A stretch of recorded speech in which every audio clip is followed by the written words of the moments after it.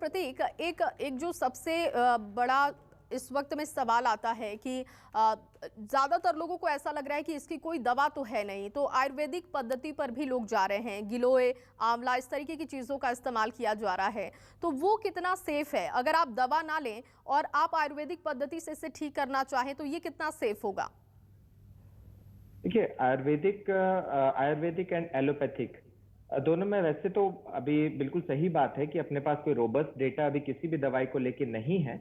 But हाँ, अगर दवाई की तरह उसको लें तो आयुर्वेदिक लेने में भी कुछ अपन को हार्म नहीं है। आप वो भी लिया जा सकता है, लेकिन उसे आयुर्वेद है और दवाई की तरह ही लेना है।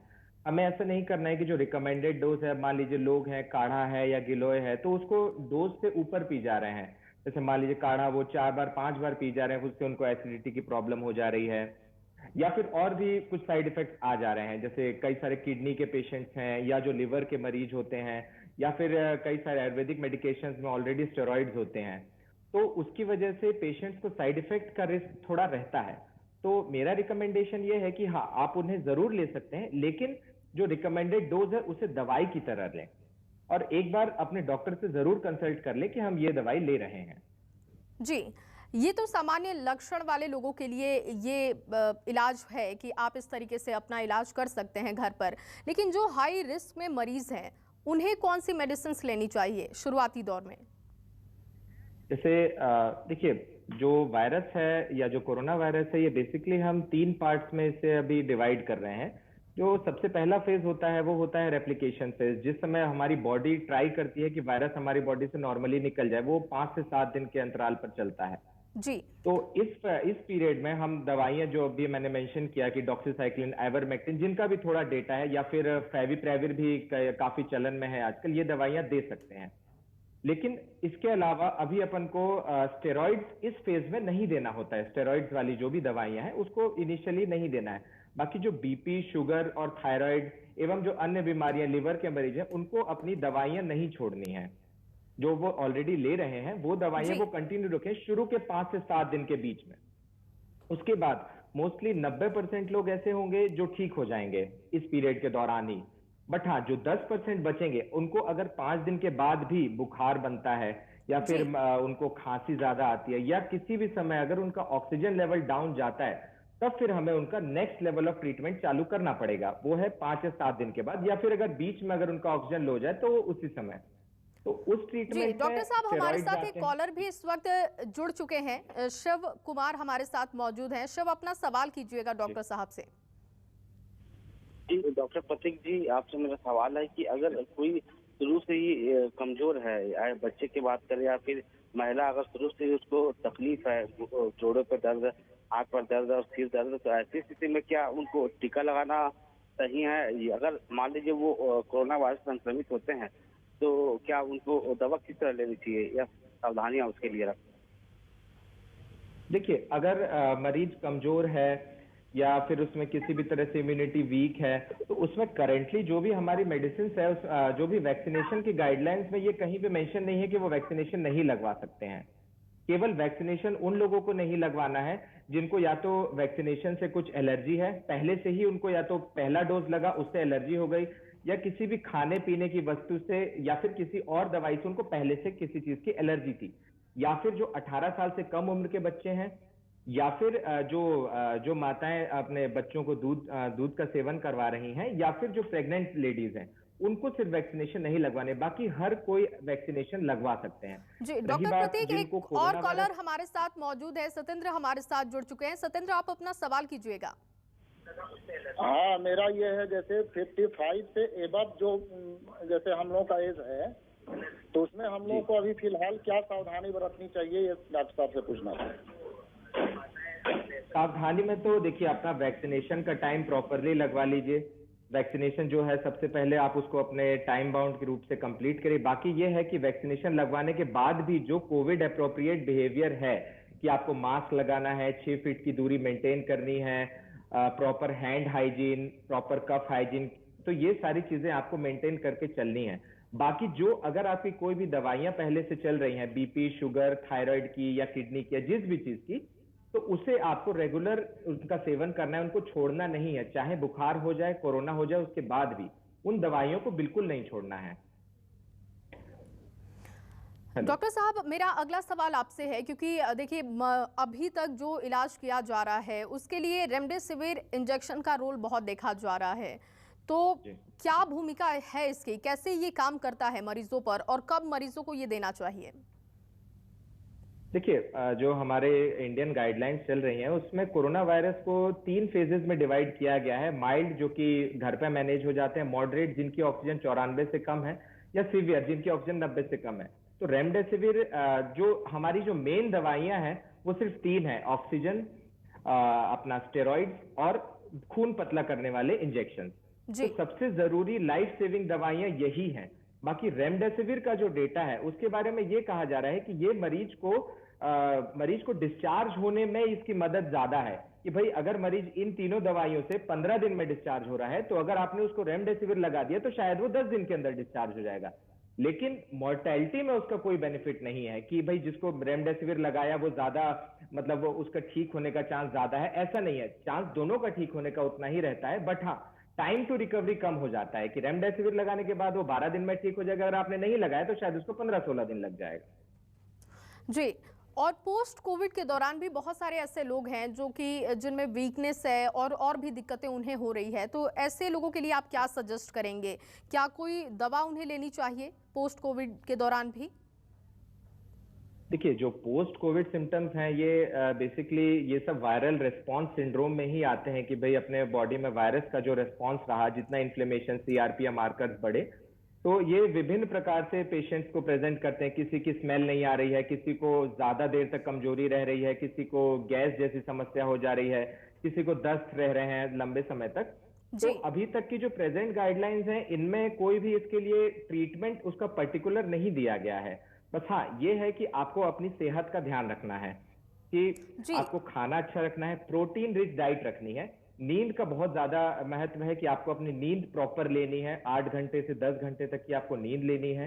और तीसरा है पानी अच्छे से पीना है, ओआरएस युक्त पानी पीजिए कि अगर शरीर में इलेक्ट्रोलाइट्स की कमी हो रही है तो उस चीज का ध्यान रखना। बाकी योगा और रेस्पिरेटरी फिजियोथेरेपी एक्सरसाइजेस का काफी ज्यादा रोल पाया गया है इस चीज में, तो वो आपको योगा वगैरह या जो भी इंसेंटिव स्पायरोमेट्री बोलते हैं, ये एक्सरसाइजेस रेगुलर करने हैं। डॉक्टर साहब, एक कॉलर हमारे साथ इस वक्त जुड़ चुके हैं, आप अपना सवाल कीजिएगा। हेलो हेलो, हाँ डॉक्टर साहब, हेलो जी, हाँ जी, ये बोला था सर कि सेकेंड डोज में लगा लीजिए, मैं सवाल लिखा था और सेकेंड डोज लगवाया है, सबसे सब वीकनेस ज्यादा बनी हुई है और छाती में दर्द हो रहा है। तो कितना दिन हो गया है आपको सेकेंड डोज लगवाने के बाद?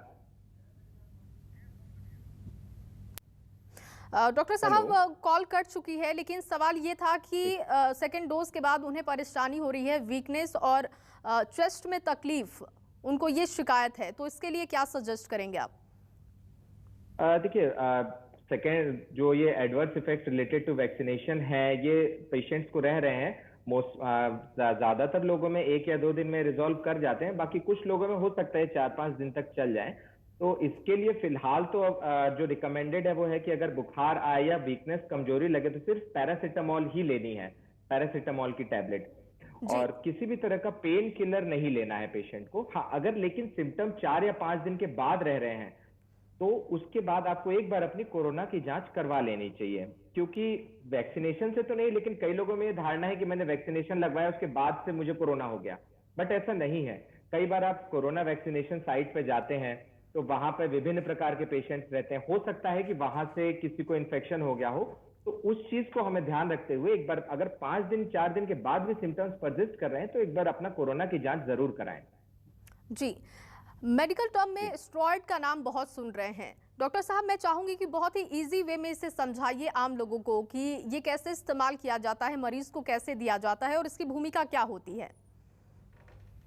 स्टेरॉइड मैंने जैसा पहले भी आपको एक्सप्लेन किया है, जो स्टेरॉइड होते हैं ये हमारी बॉडी की प्रतिरोधक क्षमता, जो इम्यूनिटी होती है, उसको डाउन करते हैं। तो जो शुरू के 7 दिन का वायरल रेप्लिकेशन फेज होता है, जिसमें हमारी बॉडी अपनी इम्यूनिटी के थ्रू वायरस के संक्रमण को रोक रही होती है, तो उस समय हमें स्टेरॉइड नहीं देना है, क्योंकि ये हमारी बॉडी की इम्यूनिटी को डाउन कर देंगे और वायरस रुक नहीं पाएगा उस समय। लेकिन 7 दिन के बाद वायरस बॉडी में रेप्लिकेट होना बंद हो जाता है। उसके बाद हमारी बॉडी एक तरह से ऑटो इम्यूनिटी क्रिएट कर देती है वायरस के अगेंस्ट, जिसकी वजह से 7 दिन के बाद पेशेंट्स को पल्मोनरी फेज बोलते हैं इसको, कि उसका फेफड़ों में इंफेक्शन जाता है। वायरस नहीं होता है, लेकिन ऑटो इम्यूनिटी के कारण कि हमारी बॉडी खुद ही की इम्यूनिटी से अपने को डैमेज कर रही है। उस कारण से 7 से 14वें दिन के बीच पेशेंट्स को लक्षण निमोनिया हो सकता है या फिर ऑक्सीजन डाउन जाती है। तो उस फेज में 7वें दिन के बाद स्टेरॉइड्स का रोल है कि हमारी प्रतिरोधक क्षमता, इम्यूनिटी को डाउन किया जाए जी। लेकिन पेशेंट्स को खुद से बिल्कुल भी बिना अपने ट्रीटिंग डॉक्टर की सलाह के स्टेरॉइड्स नहीं लेने हैं। उसके बहुत ही स्पेसिफिक इंडिकेशन है। हमने ये पाया है कि पेशेंट का रिपोर्ट पॉजिटिव आए और कई बार वो पहले दूसरे दिन में ही स्टेरॉइड ले लेते हैं अपना बुखार उतारने के लिए या जो भी है। और दूसरा है कि प्रॉपर डोजिंग ऑफ स्टेरॉइड बहुत जरूरी है, कि अगर एम्स गाइडलाइंस या करंट गाइडलाइंस रिकमेंड कर रहे हैं कि आपको 1 मिलीग्राम पर केजी बॉडी वेट से लेना है, मतलब हमें उसी डोज में लेना है। अगर आपने उससे कम डोज में लिया तो आपके लक्षण तो खत्म हो जाएंगे, लेकिन अंदर ही अंदर इन्फेक्शन बढ़ सकता है, या आप उससे डॉक्टर साहब हमारे साथ एक कॉलर राकेश जुड़ चुके हैं। राकेश, अपना सवाल कीजिएगा। हेलो, सवाल कीजिएगा आप। हाँ सर जी, मेरा ये सवाल है कि मेरा भाई है, उसको हेलो हाँ बताइए। हेलो हाँ सर जी, मेरे भाई को पहला डोज लगने के बाद उनको थोड़ा कुछ दिन तक तबीयत खराब हो गया था, और अभी भी थोड़ा तबीयत खराब है। तो उसके लिए सेकंड डोज के लिए तो अभी तो टाइम है, तो अभी क्या करना चाहिए सर, घरेलू उपचार में वगैरह? पहला डोज उनको कितना दिन हो गया है लगे हुए? हाँ सर, उनको पहला डोज लगे हुए कितना दिन हुआ है? अभी सर हफ्ता भर हो गया सर। हफ्ता भर हुआ है। तो अभी भी उनको सिम्टम्स हैं? अभी जस्ट आज ही कम हुआ है सर। अच्छा, तो एक बार फिर भी अगर अभी तक सिम्टम्स हैं, आपको कोरोना जैसे लक्षण लग रहे हैं, तो एक बार कोरोना की जांच अवश्य करा लें। और अगर वो पूर्णतः ठीक हो जाते हैं, अगर उनको किसी भी तरह की एलर्जी डेवलप नहीं हुई थी फर्स्ट डोज के बाद, तो वो अपना नॉर्मल टाइम पे 4 से 6 हफ्ते के बीच, या अभी जो लेटेस्ट रिकमेंडेशन है शायद 3 महीने का रिकमेंडेशन आया, तो उसके बाद अपना दूसरा डोज लगवा सकते हैं वो। लेकिन हाँ, एक बार कोरोना की जांच जरूर करवाइए। डॉक्टर साहब, एक और कॉलर हमारे साथ इस वक्त मौजूद हैं, धनीराम। अपना सवाल कीजिएगा आप डॉक्टर साहब से। डॉक्टर नमस्ते। जी नमस्ते। हेलो हेलो, आप सवाल अपना कीजिए डॉक्टर साहब से। क्या सवाल है आपका? ये बोल रहा था सर कि मुझको हो गया था कोरोना जुलाई के महीने में 2020 में। तो जी कोरोना हो गया था सर हमको पहले। फिर हमने एक डोज लगवा दिया था अभी 26 मार्च में। फिर दूसरा डोज अभी लगवाया सर 4 तारीख में लगवाया था। जी जी। फिर इसके बाद में सर ठीक है, क्या है कि हेलो हेलो डॉक्टर साहब, आवाज नहीं आ रही है। हेलो, कॉल कट चुकी है। एक और कॉलर हमारे साथ जुड़ चुके हैं, उज्जैन तराना हमारे साथ इस वक्त मौजूद हैं। अपना सवाल कीजिएगा डॉक्टर साहब से। हाँ हेलो जी, आप अपना सवाल कीजिए। हाँ सर, मैं मुकेश यादव बोल रहा था तराना से। जी, ये मिसेस को सर पहला टीका लगाना है कोरोना का, तो इनको डाइक्लोफिन का रिएक्शन है। अच्छा, डाइक्लोफेनेक को रिएक्शन है? हाँ जी। तो इनका अभी आप अगर डाइक्लोफेनेक से रिएक्शन है, तो आप एक बार इनकी बाकी ड्रग्स की भी एलर्जेन टेस्टिंग करवा लीजिएगा, क्योंकि अगर उनको मान लीजिए डाइक्लोफेनेक से रिएक्शन है, हो सकता है बाकी भी दवाइयों से रिएक्शन हो। तो अभी की जो गाइडलाइंस है वो रिकमेंड कर रही हैं कि अगर आपको किसी ड्रग एलर्जी स्पेसिफिक या खाने से एलर्जी है, तो अभी आपको टीका नहीं लगवाना है। हेलो हेलो, कॉल कट चुकी है डॉक्टर साहब।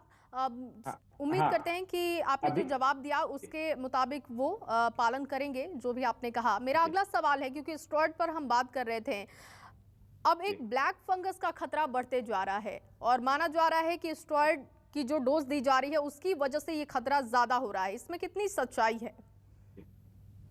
जी देखिए, जो ब्लैक फंगस म्यूकरमाइकोसिस है, इसका मैंने फिर बताया कि अगर स्टेरॉइड्स को आपने कम डोज में दिया तो भी वो फायदा नहीं करेगी, ज्यादा डोज में दिया तो फिर उसके साइड इफेक्ट्स हो जाते हैं। तो जो ब्लैक फंगस का खतरा है ये सबसे ज्यादा प्रेजेंटली तो शुगर वाले पेशेंट्स में हो रहा है, जिनकी शुगर बहुत ज्यादा बढ़ी हुई है और उनका कोरोना कॉम्प्लिकेट हो गया है। तो उसके बाद हमें, क्योंकि उनको स्टेरॉइड्स देने पड़ते हैं, तो उस वजह से इनमें आगे चल के रिस्क हो सकता है कि इन्हें म्यूकरमाइकोसिस डेवलप हो। दूसरा, एक और दवाई जो प्रचलन में है इस समय, टोसिलिजुमाब, जो कि आईसीयू पेशेंट्स को दी जाती है। तो ये सारी दवाइयां हमारे शरीर की प्रतिरोधक क्षमता, इम्यूनिटी को काफी ज्यादा कम कर देती हैं, जिसकी वजह से जो ब्लैक फंगस या म्यूकरमाइकोसिस ये हमारे शरीर पर अटैक करता है। बाकी और भी कुछ रिस्क फैक्टर्स हैं, ये जैसे हाई एंड एंटीबायोटिक्स अगर आप यूज कर रहे हैं पेशेंट्स में, तो भी इसका ब्लैक फंगस का रिस्क बढ़ता है। दूसरा, जो हम ऑक्सीजन यूज करते हैं, जो उसमें पानी हम यूज करते हैं ऑक्सीजन में, तो वो पानी, इस चीज का ध्यान रखना चाहिए कि वो पानी बिल्कुल क्लियर हो, टैप वाटर नहीं होना चाहिए। वो पानी जो आप मान लीजिए आरओ का पानी या फ्रेश वाटर होना चाहिए, उससे भी, वो भी एक बहुत बड़ा रिस्क फैक्टर है इन पेशेंट्स में म्यूकरमाइकोसिस या ब्लैक फंगस कॉज करने का।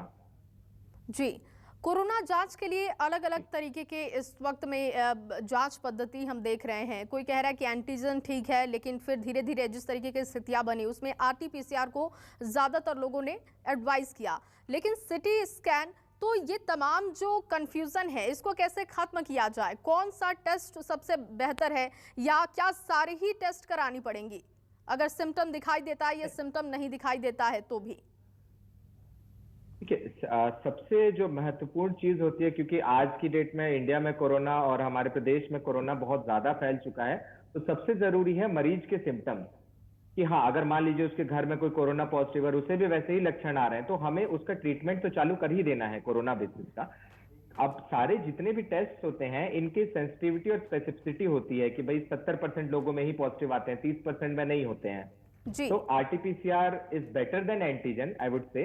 बट हाँ, सारे टेस्ट की सेंसिटिविटी और स्पेसिफिसिटी और टाइमिंग बहुत जरूरी है कि आप किस टाइम पे करा रहे हैं।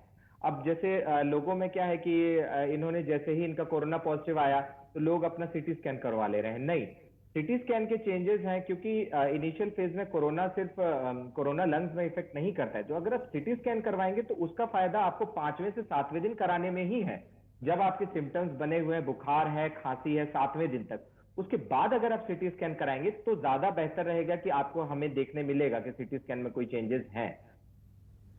जी, तो कोरोना से जो मरीज ठीक हुए हैं, डॉक्टर साहब, मेरा अगला सवाल है कि जो लोग ठीक हो चुके हैं कोरोना से, उनके लिए क्या सलाह होगी आपकी? कौन सी मेडिसिन वो लें, या जो लोग ठीक हैं, अब तक कोरोना पॉजिटिव नहीं हुए हैं, उनको किस तरीके का लाइफ स्टाइल अपनाना चाहिए? जो पेशेंट्स कोरोना से ठीक हो चुके हैं, अगर उन्हें हॉस्पिटलाइजेशन की जरूरत नहीं थी, वो 5 या 7 दिन के अंदर ही ठीक हो गए, तो उन्हें अपना जो भी पहले से रेगुलर मेडिसिन ले रहे हैं उसको कंटिन्यू रखें, अपना दिनचर्या अच्छा रखें, योगा, प्राणायाम एवं खाने का और नींद का विशेष ध्यान दें। बाकी जो patients moderate to severe category में हैं, जिनको हॉस्पिटलाइजेशन की जरूरत थी, तो उनके लिए हम कुछ मेडिसिन प्रिस्क्राइब करते हैं ऑन डिस्चार्ज। उसमें कई बार हम ब्लड थिनर्स भी एक्सटेंडेड पीरियड के लिए प्रिस्क्राइब करते हैं, लेकिन वो सारे पेशेंट्स को नहीं की जाती हैं। तो उनमें जो भी मेडिसिन हैं वो तो उन्हें लेनी ही लेनी है। बाकी उनके लिए भी यही चीज वैलिड है कि आपको अपना खान पान का विशेष ध्यान रखना है, प्रोटीन रिच डाइट का एक विशेष कर ध्यान रखना है। शुगर अगर पेशेंट्स को है तो उसका आपको अच्छे से कंट्रोल करना, क्योंकि हम आईसीयू में पेशेंट्स को स्टेरॉइड्स देते हैं और पोस्ट डिस्चार्ज भी उनका शुगर बढ़ा हुआ आता है। तो उसके लिए जो भी आपके ट्रीटिंग डॉक्टर हैं उनसे कंसल्ट करके या तो आप इंसुलिन रेजिमेंट पे ट्राई करिए, क्योंकि वो शुगर बढ़ जाती है तो नॉर्मल मेडिसिन से वो कई बार कंट्रोल में नहीं आती है। बहुत शुक्रिया प्रतीक खरे आपका जुड़ने के लिए और इतनी जरूरी जानकारी साझा करने के लिए दर्शकों के साथ। तो चलिए, फिलहाल बस इस बुलेटिन में बस इतना ही, लेकिन आप बने रहिए न्यूज़ 24 मध्य प्रदेश छत्तीसगढ़ के साथ।